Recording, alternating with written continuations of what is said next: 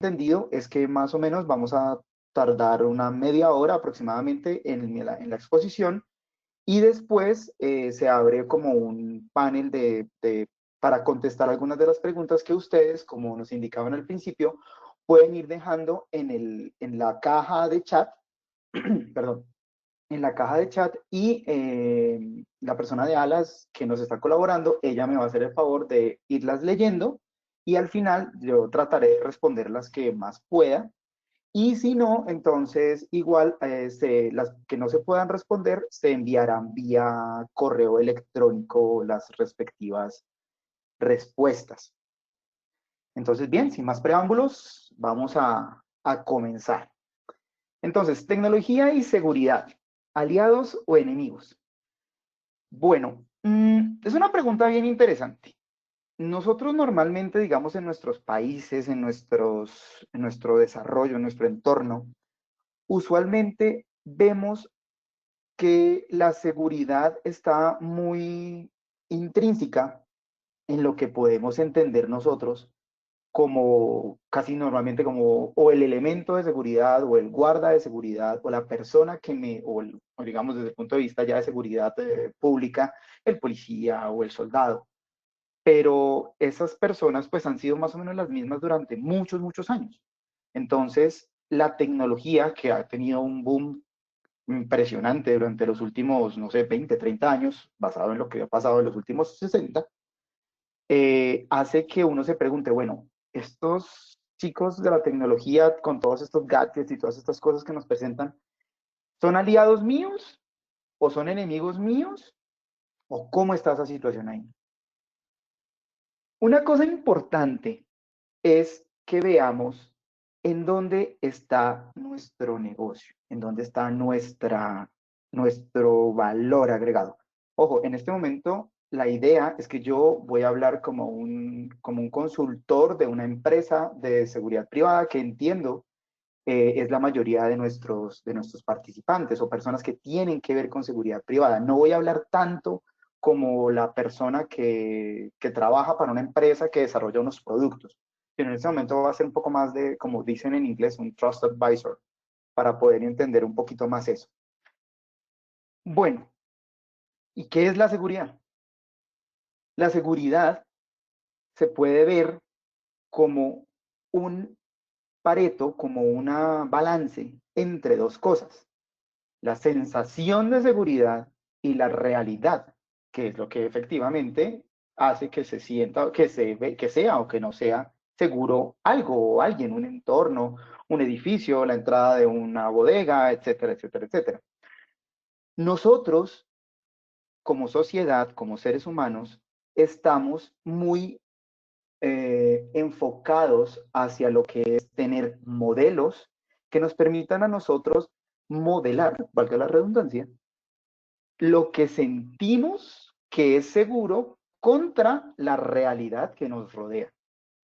Esa sensación de seguridad que nos permite a nosotros, por ejemplo, bueno, cuando se podía, pero pues ahora mismo no se puede, espero que se pueda poder volver a hacer pronto. Muy raro que alguno de nosotros revise de punta a punta un avión cuando se sube al avión para hacer un viaje. Normalmente lo que nosotros hacemos es que confiamos en un grupo de personas que espero haga muy bien su trabajo y yo me subo al avión y me juego la vida en el avión y salgo de un aeropuerto, vuelo, aterrizo en otro aeropuerto y me bajo del avión sin que me pase nada. Y ahí yo realmente no tengo una realidad de seguridad. Yo no revisé el avión, o sea, yo no sé si el avión de verdad, si le hicieron el mantenimiento, si tiene gasolina, si efectivamente el piloto es entrenado, no está borracho, todo ese tipo de cosas. Yo no las reviso. Sin embargo, yo confío en el modelo, que hay un grupo de personas que hacen eso y todo lo que hace la aerolínea, todas esas cosas que uno ve cuando se sube el avión, etcétera, etcétera, etcétera, los procedimientos de seguridad, me generan una sensación de seguridad que hace que yo confíe en ellos y no me pregunte tantas cosas. Entonces, es importante, con el ejemplo que les acabo de dar, cómo ubicamos nuestras empresas de seguridad privada o nuestros clientes de seguridad privada en generar esa sensación de seguridad. Por ejemplo, digamos, actos terroristas. Realmente, si uno se pone a mirar conscientemente, pues los actos terroristas no es que ocurran todos los días. O sea, los actos terroristas ocurren muy de vez en cuando. Pero que eso es la realidad. O sea, la realidad es que no ocurren tan seguido, afortunadamente. Pero sí nos genera una sensación de inseguridad cuando ocurren. Entonces, nuestro negocio, estimados y estimadas, es trabajar en esa sensación de seguridad para las personas. Cómo con nuestros servicios, cómo con nuestro personal, cómo con nuestros equipos, cómo con nuestro valor agregado en la cadena, hacemos que la sensación de seguridad de las personas que nos contratan aumente. Claro, esa sensación de seguridad para los seres humanos tiene un trade-off, tiene un balance. Y es que normalmente uno pierde algo. O sea, si yo gano sensación de seguridad, pierdo algo. Pierdo, en nuestro caso, pues estamos hablando de un entorno de negocios, yo pierdo dinero. O sea, yo invierto un dinero, o sea, estoy perdiendo dinero porque pues yo lo tenía, ahora no lo tengo, pero estoy recibiendo a cambio una sensación de seguridad. Entonces, es muy importante tener en cuenta que nuestro negocio se basa en la sensación de seguridad de las personas. Como segundo punto, vemos la acción preventiva versus la acción reactiva. Nosotros normalmente estamos mucho en la parte preventiva. O sea, si yo veo, o mejor, basamos nuestro modelo en que si yo veo un personal de seguridad, la probabilidad que ataquen a ese sitio pues debería ser menor que si no está. Bueno, también depende lógicamente del entorno, pero en términos generales, nuestra acción es la mayoría del tiempo preventiva y menos del tiempo reactiva. Funcionamos al revés de lo que funcionan las empresas de, perdón, las empresas no, los entes de seguridad pública, como la policía o el ejército, que ellos son un poco más al revés. Ellos son más reactivos que preventivos, porque ellos reaccionan a una, normalmente a una, digamos, si es policía, a una llamada de una persona al 911 o al 123. Oye, mira, estoy viendo que acá al frente de mi casa están robando a alguien. Oye, mira, hay una riña o una pelea a una cuadra de mi casa, por favor vengan y atiendan el caso. Es reactivo. Nosotros en este momento, desde el punto de vista de seguridad privada, estamos antes normalmente. Pero también hay que tener en cuenta que nuestra realidad cambia. Nuestra realidad influye y se ve mejor influida porque hay más personas, hay más bienes, bueno, cuando se podía, pero espero que sigan habiendo más eventos, y eso implica que tenemos más trabajo, porque necesitamos más seguridad, necesitamos tener una mayor sensación de seguridad. Entonces, es ahí donde nosotros podemos apalancarnos en, por ejemplo, algunos elementos tecnológicos para poder llegar a esas más personas, a esos más bienes, a atender esos más eventos, para poder satisfacer esa necesidad del mercado. Una de las preguntas más importantes que las personas se hacen cuando se toca el tema de aliados o enemigos de seguridad, en seguridad privada contra la tecnología es el reemplazo de personas, particularmente con la sigla IA, que significa inteligencia artificial. Las personas se reemplazan cuando hablamos de inteligencia artificial. Ahora ya no voy a tener que contratar más guardas de seguridad físicos o más personas que hagan la labor de guarda de seguridad y ya la inteligencia artificial se va a encargar absolutamente de todo. Esa es una pregunta bastante interesante. La dejamos ahí en el aire y ya la vamos a aterrizar un poco. ¿Cuáles son las tendencias que se ven en este momento a nivel mundial desde el punto de vista de tecnología y seguridad en temas de seguridad privada? Que normalmente están soluciones extremo a extremo. Es decir, yo voy y contrato a una empresa y yo quiero que esa empresa se encargue de todo. O sea, mi negocio es, voy a inventarme un supuesto, mi negocio es hacer gaseosa o fabricar cerveza. ¿Sí? Mi negocio no es la seguridad. Entonces, yo lo que necesito es una empresa que haga todo por mí, de punta a punta, y yo entenderme solo con uno. Entonces, eso es una de las tendencias que está ahorita muy fuerte, no es tener todo. que el sistema de CCTV por un lado, que el sistema de acceso por otro, que el sistema de guardas físicos de seguridad por otro, que el sistema de caninos por otro, sino tener todo un departamento, o sea, mejor, tener todo, una solución de extremo a extremo, con solo una empresa o una persona o un ente que lo encierre. Otra cosa importante es la integración. Esto va más al interior de las empresas, digamos, cuando ofrecen esas soluciones de extremo a extremo.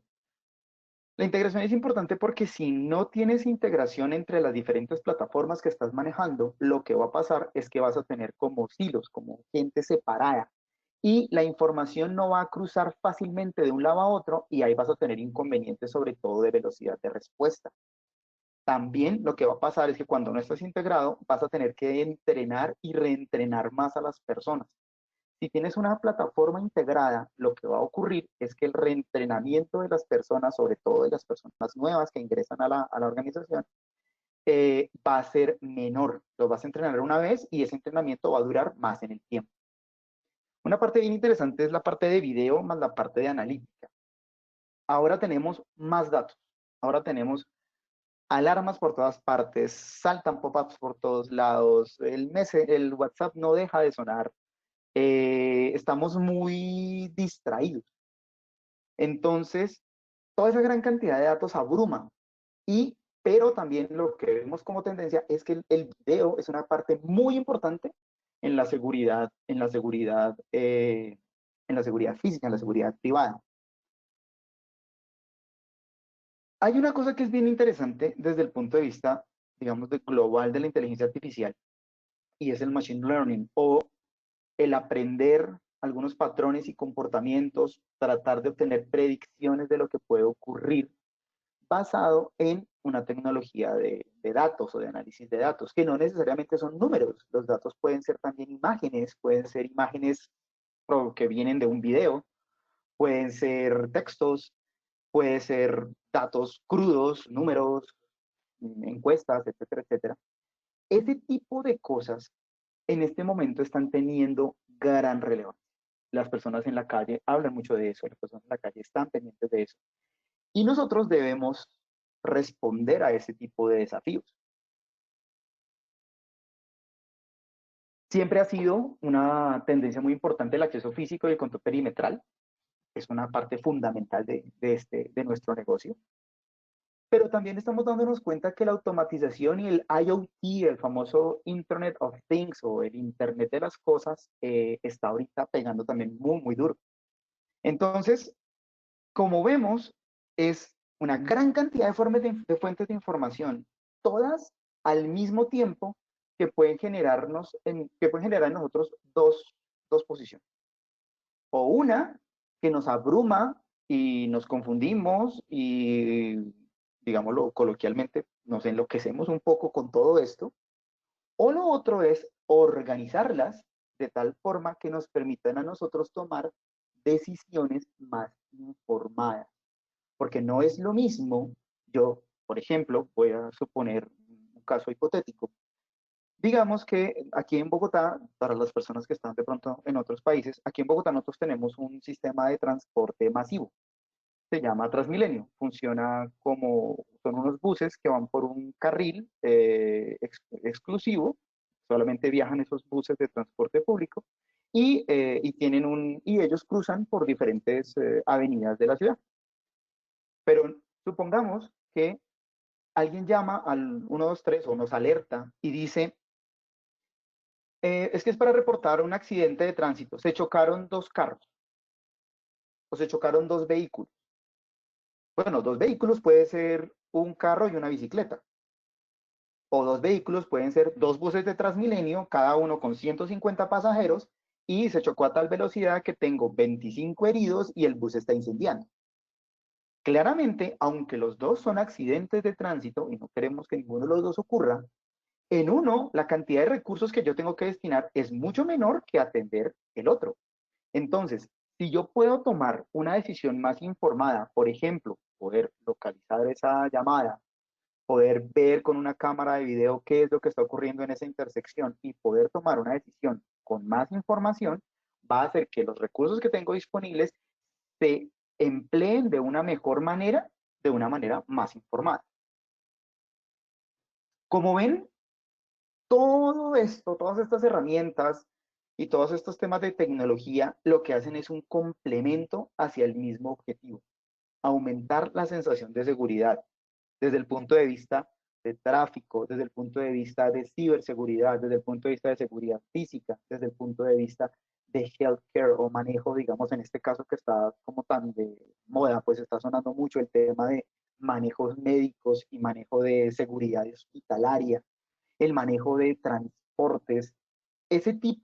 Todo ese tipo de ambiente hace que nuestras empresas tengan una oportunidad interesante de entrar o de mantenerse o de aumentar aún más su cuota de mercado con este tema de la sensación de seguridad. Pasando un poco ya, digamos, aterrizando un poco todo este background, todo este framework que hemos conversado aquí al respecto de la tecnología y las ventajas de ella como un aliado hacia el tema de seguridad privada, enfocándonos un poco también en lo que es, digamos, el tema de voz y datos particularmente. Algunos de los usos que podemos tener de estas tecnologías son los siguientes. Nosotros como Motorola vemos también que la voz sigue siendo muy importante desde el punto de vista de control de recursos y de control de activos y de control de las personas, de despacho, de toda nuestra logística para proporcionar esa velocidad de respuesta que esperan nuestros clientes. Si ustedes se fijan, hoy por hoy, digamos, o año 2020, muchas personas prefieren enviar un audio de WhatsApp que escribir. A mí particularmente no me gusta, me gustan más los escritos, que los mensajes escritos que los mensajes de audio, porque me parece que los mensajes de audio toman demasiado tiempo en enviarse y demasiado tiempo en reproducirse, entonces le quita como la inmediatez a la, a la, al mensaje que se quiere enviar. Sin embargo, vemos que el componente de voz sigue siendo muy importante a pesar que, digamos, nuestros planes de telefonía celular y nuestras conexiones de Internet se basan 100% en temas de datos. ¿Y por qué sigue siendo importante? Uno, estimados y estimadas, somos seres humanos. La calidez de la comunicación, que no sea una máquina que esté escribiendo, un bot que me está escribiendo, sino que sea una persona la que me habla, hace que yo preste más atención. Es más rápida, porque puedo, yo sé que cuando estoy hablando la otra persona me está prestando la atención que yo necesito. Con el mensaje no pasa eso. Con el mensaje normalmente uno, sí, lo veo después, y se pierde la inmediatez en caso que tú necesites que la otra persona tome una acción determinada en lo que le estás comentando. Es mucho más clara, porque cuando tú estás en capacidad de hablar claramente a través de un medio de comunicación, sea el que fuere, con otras personas, esa claridad de tu mensaje va a llegar clara, va a llegar muy concisamente a las personas a las que quieres influir o con las que quieres comunicarte. Es muy eficiente, es bastante rápido, o sea, es que la eficiencia y la rapidez como que se solapan una con la otra. Y es muy, muy, muy útil cuando hablamos de control de recursos, sobre todo cuando hablamos de control de recursos que están dispersos en un área geográfica relativamente grande. Normalmente, digamos, las personas a las que nosotros llegamos están o en puntos donde no tienen una conexión a Internet, por ejemplo, puede ser una de las posibilidades, o la conexión a Internet es deficiente, digamos, si sea, digamos, en un entorno empresarial, algunas zonas, digamos, el Wi-Fi no funciona muy bien, o este tipo de cosas, o el dispositivo no puede estar todas las personas todo el tiempo mirando el dispositivo, sino tienen que estar atentas a otras cosas. Entonces, ese control de recursos también va hacia allá, hacia una posibilidad de tener como lo llamamos en el argot, como un cordón umbilical entre la persona que está haciendo el despacho y tiene la decisión informada y la acción que tiene que hacer la persona que está afuera para poder ejecutar lo que se necesita y generar en gran escala esa sensación de seguridad de la que estamos hablando.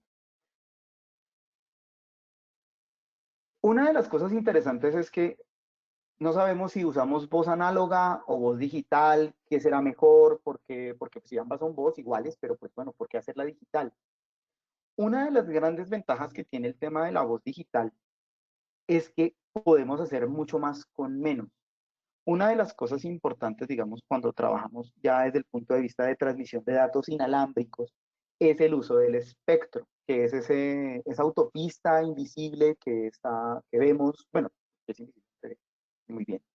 Es una autopista que está, digamos, en todas partes, que nos permite a nosotros tener comunicación inalámbrica entre dos dispositivos electrónicos y transmitir información a través de esa. Por ejemplo, nuestro Wi-Fi utiliza espectro electromagnético, las comunicaciones de vía celular utilizan un espectro electromagnético pagado o con restricción, que lo pagan los operadores, por ejemplo.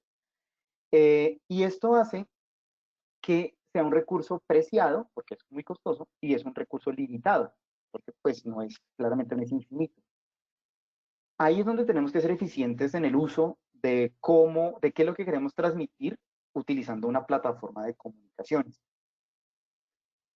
Para eso utilizamos, por ejemplo, una transformación que es no solamente transmitir la voz de manera análoga, sino la transmitimos de voz digital, en una manera digital, como por ejemplo me estoy comunicando con ustedes en este momento.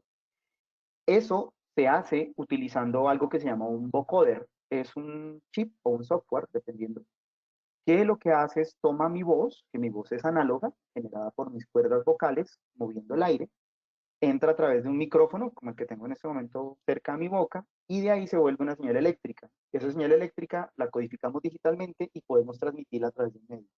Al otro lado hacemos lo mismo, pero al revés, para poderla reproducir. Esa codificación y decodificación hace que la calidad de la voz sea bastante buena, porque se pueden utilizar algoritmos matemáticos para hacer una reducción de ruido y una mejor corrección de errores. Entonces, normalmente la voz digital suena mejor que la voz análoga en la mayoría de los casos. Otra cosa importante es el tema de seguridad. Como les comentaba hace un rato, existe un cordón umbilical, una unión entre la parte de despacho, quien tiene la decisión informada, y la persona que debe realizar la acción. Si alguien en esa mitad, en ese trayecto, me escucha, podría o tomar una decisión basada en lo que yo estoy informándole a la otra persona, y es, digamos, si el que me está escuchando es una persona que yo no deseo que me escuche, puede tomar una decisión, por ejemplo, no sé, posponer el golpe o digamos que no, en este momento la persona importante no ha llegado a la oficina todavía, entonces no ataquen todavía, muchachos, esperen un momento, ya va a llegar el VIP. Ese tipo de cosas no queremos que nos escuchen. Entonces, la voz digital hace que sea más fácil brindarle seguridad, porque pues al ser bits podemos meter otro algoritmo de control en la mitad para hacer inscripciones y que la transmisión llegue únicamente a las personas que verdaderamente necesitan escuchar. Aquí tenemos una gráfica que nos compara eh, la potencia de señal contra, contra la calidad contra la calidad del audio que estamos recibiendo. Normalmente, estoy utilizando una herramienta en este momento de puntero, espero que lo estén viendo. Estoy señalando en este momento el audio de calidad excelente con una señal muy fuerte que está más o menos en este cuadrante al principio del cuadrante en la parte izquierda. Y ahí vemos cómo la señal análoga, a medida que va aumentando la distancia, la señal va siendo más mala o más baja y su calidad va disminuyendo. Pero la señal digital lo que hace es que a través del vocoder, la reducción de ruido y la corrección de errores, nos permite tener una calidad de audio mejorada, que es lo que vemos en la zona azul, y vemos también que en algunos casos la calidad de audio nos permite tener una zona de mayor cobertura con la parte digital. Normalmente el ejemplo que pongo aquí es el siguiente. Cuando algunos de nuestros clientes pasan de análogo a digital, siempre lo que nos comentan es, ingeniero, pero es que perdí cobertura, es que ya no me escuchan donde me escuchaban antes. Entonces uno dice, bueno, ¿y cómo funcionaba antes? No, mire, la persona llegaba y cuando estaba cerca al punto donde tenía que abrir, que prender la motobomba, él escuchaba un y él con eso entendía que tenía que prender la motobomba. Y cuando él volvía a escuchar un entonces entendía que tenía que apagar la motobomba. Entonces, ahí, en este momento no estoy escuchando nada, entonces no tengo la misma cobertura. Eso es lo que normalmente nos ocurre a nosotros. Es importante de pronto también educar un poco a nuestros clientes que eso, en el ejemplo que acabo de mencionar, eso no es tener cobertura. O sea, realmente nunca tuviste cobertura y estás aprovechando una posición un poco extraña del sistema para que puedas hacer tu operación, pero realmente ahí nunca tuviste cobertura. Entonces, es bueno también entender que sí, efectivamente, en algunos sitios la cobertura en digital hace que la voz suene un poco distorsionada, suene un poco más robotizada, pero haciendo las comparaciones, normalmente se escucha, se entiende un poco más cuando es digital que cuando era analógico. Desafortunadamente, digamos, aquí por el entorno en el que me encuentro, aquí ustedes a la derecha ven algunos iconos de unos parlanticos. Normalmente ahí se da unos ejemplos de lo que es la voz análoga y la voz digital, pero pues bueno, desafortunadamente por el tema de la plataforma y eso, no me es posible de repente. Sin embargo, el mensaje es el mismo, ¿no? Estamos trabajando precisamente para que la voz digital pueda llegar un poco más allá y sobre todo mejor que lo que se llega con análogo. Un segundo, por favor. Ya, listo. Ok. Pasando un poco al tema ya de, saliéndonos un poco de la voz, ya entrando un poco más en el tema de datos, vemos el tema de la localización. La localización es una de las cosas más importantes que tenemos nosotros en este momento. Si tenemos un sitio que nos controla todo y tenemos personal o agentes o guardas de seguridad que están lejos, yo necesito poderme comunicar con ellos y aparte de eso necesito saber en dónde están, sobre todo para ver qué recursos tengo disponibles y qué tiempo de atención puedo yo dar para eh, atender los diferentes requerimientos que me están solicitando. Esto sirve, por supuesto, para hacer control de rondas,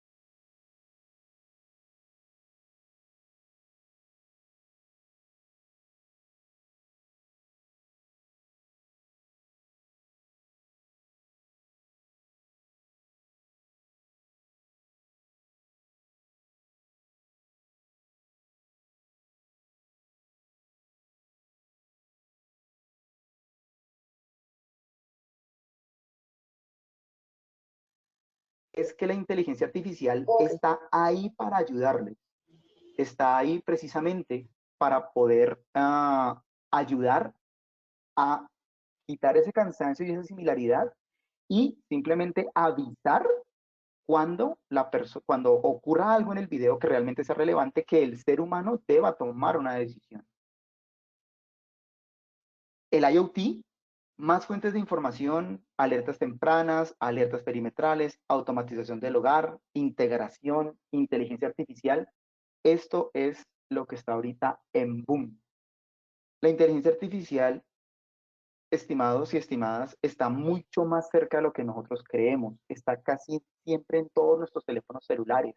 Cuando activamos alguno de los asistentes digitales, bien sea el Siri o el Alexa o el OK Google, cualquiera de todos estos, detrás hay una gran cantidad de inteligencia artificial. Cuando entramos, por ejemplo, a Amazon y decimos, oiga, no, yo quiero comprar una rueda para mi carro, qué sé yo, ellos te van a mostrar las ruedas de autos, no te van a mostrar las ruedas de bicicletas, porque tú estás interesado en las ruedas de autos y cuando vuelvas te van a decir, oye, ¿recuerdas que estabas mirando las ruedas de autos? Mira, te tenemos esta promoción de ruedas de autos. Eso es inteligencia artificial. Detrás de todo eso hay un análisis de datos, un análisis de todas las tendencias, etcétera, etcétera, etcétera. Tú puedes posicionar tu empresa, pagar para que salgas primero, etcétera, etcétera. Pero en términos generales, ¿cuál es el mensaje? Tenemos muchas fuentes de información y debemos analizarlas para poder integrarlas dentro de nuestro flujo de trabajo, de nuestra cadena de valor. ¿Todo esto a dónde va? A tomar decisiones informadas con un contexto más amplio.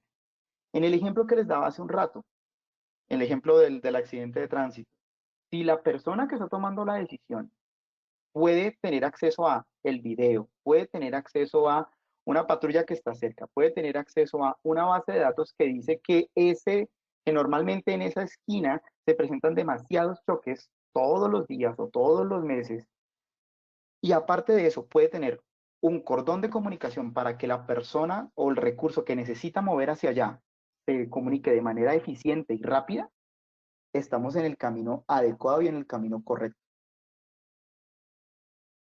Por ejemplo, esta es una de las pantallas, digamos que de algunos de los softwares con los que nosotros trabajamos.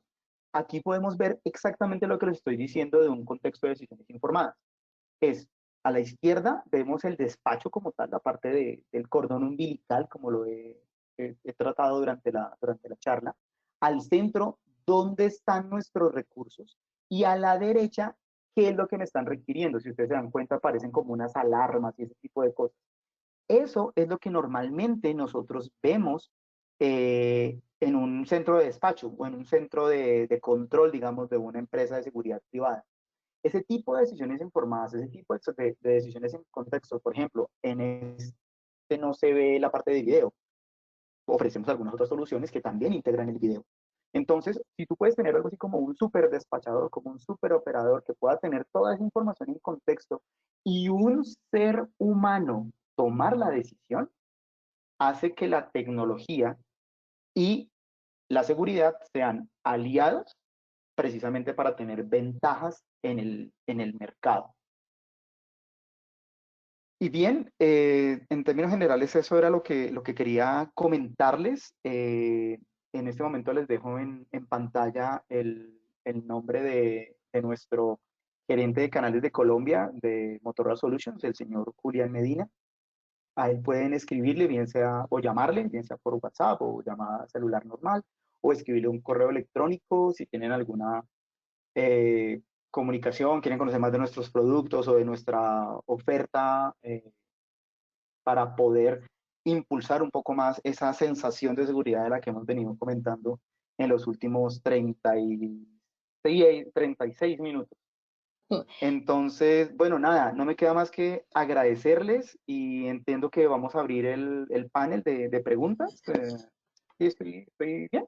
Sí, claro que sí, Julio. Entonces, nos restan 7 minuticos para que resolvamos las inquietudes que nuestros participantes tengan. En este momento, Fernando Moreno nos dejó una pregunta y él nos dice, retos de voz y datos frente a diseño, plan de emergencias en edificios o megaestructuras. No sé si de pronto ahí la Qué, logras. qué pena. me podrías, por favor, repetir la pregunta? Si se te entrecortó un poquito. Ah, ok. Él dice, retos de voz y datos frente al diseño de plan de emergencias en edificios o megaestructuras. Ajá, ok, perfecto. Miren, nosotros, ahí sí me pongo un poco más la camiseta de Motorola, ¿no? Nosotros como Motorola Solutions ofrecemos ese tipo de soluciones precisamente. Ofrecemos soluciones desde una solución, digámoslo, muy sencilla hasta una solución bastante compleja. Nosotros, por ejemplo, a nivel de seguridad privada, ofrecemos equipos de comunicación y centros de comando y control, digámoslo, básicos, no tan avanzados como los que tiene, por ejemplo, bomberos, como los que tiene policía y ese tipo de entes de Cruz Roja, por ejemplo. Ofrecemos productos que se ajustan precisamente a ese tipo de mercado. Doy un caso concreto para hablar de nombres. En la copropiedad donde nosotros tenemos la oficina, toda la oficina es un complejo empresarial que tiene 3 edificios con 25 pisos cada uno. Todo el plan de emergencia se coordina a través de una red de radio provista por Motorola que no depende de ningún tipo de infraestructura externa. Entonces, todos los radios se comunican de manera segura, lo que nosotros llamamos punto a punto. Y esos radios están disponibles siempre por más que haya una catástrofe, porque como no tienen infraestructura a la cual pegarse y funcionan en un espectro no licenciado, ahí nosotros, por ejemplo, en este momento, si mal no recuerdo, tenemos aproximadamente como unos 65 o 70 radios y todos los ejercicios de evacuación, control de la brigada de emergencias de cada uno de las partes de la copropiedad, etcétera, etcétera, etcétera, se coordinan a través de un sistema de radio Motorola, digamos en este caso, con una familia de TR. Entonces, digamos, eso lo tenemos para seguridad privada o para ese tipo de entornos que no son tan grandes. Para, por ejemplo, bomberos, tenemos radios especializados para ellos que aguantan más temperatura, que si el radio se cae, generan una alarma, bueno, etcétera, etcétera, etcétera. Entonces, digamos que podemos ajustarnos a la necesidad que se está planteando. Y si tenemos experiencia en el tema de, por ejemplo, estructuras colapsadas y ese tipo de cosas, algunos de nuestros accesorios, digamos, están diseñados para ese tipo de cosas. Tienen una linterna, por ejemplo, una alarma. Detectan cuando el radio se cae para, digamos, ver que la persona está en una posición no normal. Entonces son accesorios y cosas que ayudan a potencializar, digamos, todo un plan de contingencia o de emergencia. Muy bien, vamos entonces con la pregunta de Wilmer Villamizar. Él dice, ¿alguna herramienta de voz o datos que recomiende para el manejo de las comunicaciones? Bueno, digamos que tocaría ver un poco más de digamos, a qué tipo de comunicaciones se refieren, porque, digamos, por ejemplo, nosotros podemos tener, por ejemplo, desde el punto de vista de radios o de sistemas de comunicación de 2 vías con nosotros, la Plo Turbo, que es nuestra plataforma DNR, que es la, digamos, de segmento de negocios, es una plataforma que integra todo. O sea, integra voz, porque pues, digamos es nativa en voz, es voz digital, integra datos, porque puedo transmitir no solamente mensajes de texto, GPS, puedo transmitir, por ejemplo, puedo transmitir algunas tareas en un entorno, por ejemplo, de hoteles o de rondas, puedo tener integración con otro tipo de accesorios, por ejemplo, localización indoor con algunos beacons, Bluetooth, etcétera, etcétera, etcétera. O sea, puedo pasarme, por ejemplo, de una red a otra, ahora tenemos, digamos, soluciones también en la nube, en la que nosotros podemos estar en cualquier parte del mundo escuchando lo que está pasando en nuestro esquema de nuestra empresa, por ejemplo, o en la empresa a la cual estamos brindando nuestros servicios de seguridad. Se pueden hacer muchas cosas, pero digamos que pues las plataformas en este momento están dadas, pero habría que ver de pronto un poco más como cuál sería el caso específico para nosotros de pronto sugerirle alguna de las plataformas que manejamos dentro de la empresa. Muy bien, nos dice también planeación de estructuras Goody. dice, herramientas que se puedan usar para no, espérame un momento, creo que esta es la misma pregunta. Herramientas que se puedan usar para la seguridad de comunicaciones de voz. Va dirigida a lo mismo, ¿verdad? Más o menos. Bueno, Digamos dale. que podemos, yo podría como complementar un poco lo que hemos venido conversando y ser un poco más fuerte en el tema de seguridad al aire de voz. Nuestros radios o nuestros sistemas ofrecen encripción precisamente para que una persona indeseada no escuche nuestras conversaciones, que créame, es mucho más fácil de lo que las personas pueden suponer. A pesar de que sean digitales y todo, los protocolos existen y lo hemos hecho a modo de ejemplo para nuestros clientes. Eh, un ciudadano interesado con $50, dos cositas compradas en Amazon y una semana de trabajo lo logra, o sea, realmente no es tan difícil. Pero si son encriptadas, ahí sí se vuelve una cosa complicada, porque hace que nuestras comunicaciones se mantengan exactamente en donde nosotros necesitamos que se mantengan. Otra cosa importante es que, digamos, uno de los equipos remotos, por algún motivo, desafortunadamente, pues en nuestra sociedad eso pasa, puede ser, entre comillas, extraviado por alguno de nuestros elementos. Ya creo que me entendieron lo que quise decir. Entonces, pero digamos que se extravía, ¿no? Entonces nosotros también podemos desde nuestras plataformas hacer lo que nosotros llamamos inhibir un radio. O sea, el radio cuando intenta comunicarse nuevamente o establecer comunicación con la red, recibe un comando y el radio prácticamente queda inutilizado. O sea, no se puede escuchar, no se puede prender, queda prácticamente inservible.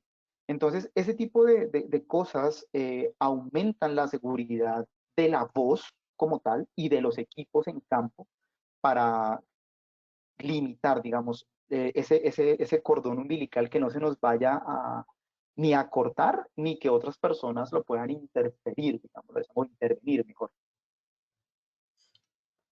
Bueno, muy bien, Julio. Luis Alberto Hernández quiere saber si ustedes tienen sucursales en México. Claro que sí, sí, nosotros tenemos, de hecho, tenemos bueno, les comento un poco. Mi rol, yo soy Senior System, es hacer diseño de soluciones, casi siempre para lo que es el tema de public safety, policía y ejército. Pero nosotros, digamos, mi rol es regional. Nosotros tenemos, si bien yo estoy aquí localizado en Colombia, en Bogotá, nosotros tenemos rol en todo Latinoamérica, particularmente el mío es en el norte de Latinoamérica, incluyendo México.